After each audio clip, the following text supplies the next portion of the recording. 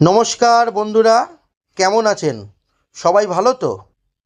এটা আমার official number. মাছ related ভিডিওর জন্য আমায় ফোন করতে পার। বাড়ি থেকে বেরোলাম, আজকে যাচ্ছি আমরা জয় মোল্লার। এই জয় মোল্লার পুকুরের সামনে এই হিমাদ্রি কেমিক্যাল, তার পাশ দিয়ে ঢুকতে হয়। পুকুরে চলে এসেছি, দেখতে পাচ্ছেন। এটা হচ্ছে জয় মোল্লার পুকুর, আমার বাড়ি থেকে 50 কিলোমিটার পুরো। এত দূরে আমরা এলাম যে কিছু মাছ ভালো খাওয়ার ভিডিও তোমাদের সাথে শেয়ার করব, কিন্তু সেরমভাবে পুকুরটা আজকে মাছই খেলো না। তো মাছ না খাওয়ার জন্য পুকুর মালিক কিছু ডিসিশান নেবে বললো। আমরা এখন সকালবেলা এসেছি, আমি তখন 10টার সময় পুকুরে পৌঁছেছি। তো তখন দেখছি পুরো পুকুর ঠান্ডা, শিকারীরা হতাশ, একটা দুটো করে মাছ খাচ্ছে। তো এই জয়মোল্লা পুকুরের অনেক নাম শুনে আমি আসলাম যে আশা নিয়ে।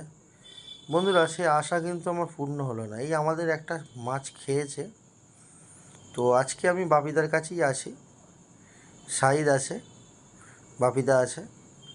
তো তারই একটু মাছ ধরার ভিডিও আমি আপনাদের সাথে শেয়ার করছি।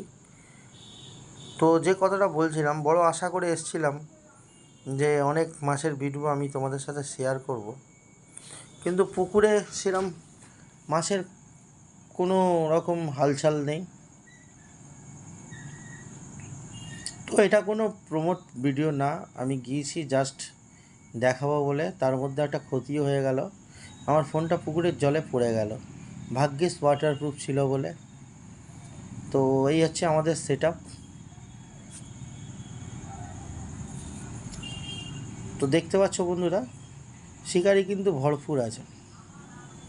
তো হ্যাঁ, যে কথাটা বলছিলাম, তো মাছ না খাওয়ার ফলে তো পুকুর মালিক একটা সিদ্ধান্ত নেয় যে টাকা পয়সা ফেরত হবে না, তোমরা একদিন ফেলে নিও। তো কিছু শিকারি মেনেছিল, কিছু শিকারি মানেনি। পুকুর পাড়ে একটুখানি গন্ডগোল হয়েছিল, তো সেটা আমি দেখলাম।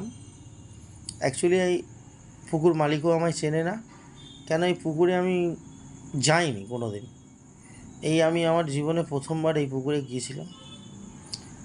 তো শুনেছিলাম অনেক মাছ খাবে, কিন্তু সেরকম মাছ খেলো না। লাস্টে বাড়ি আমি ফেরার সময় আমাদের সিটে একটা পাল্লার কাছাকাছির কাতলা খেয়ে গেছিলো।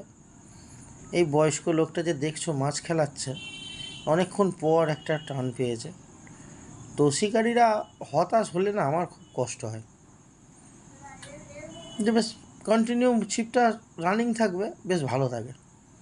তো যেটা বলছিলাম, আমরা এটা 5 সাইজের মাছ আমরা ধরেছিলাম, আর গোটা 6-7 1, 1.5, 2 এরকম সাইজের মাছ ধরেছিলাম। তো মনে হয় গোটা পুকুরে আমাদের মাছই বেশি ছিল, আর কেন থাকবে না নিশ্চয়ই জানো। আমাদের একটা মাছ হয়েছে, সাইজ আছে, এই দেখতে পাচ্ছ একটা বড় মাছ।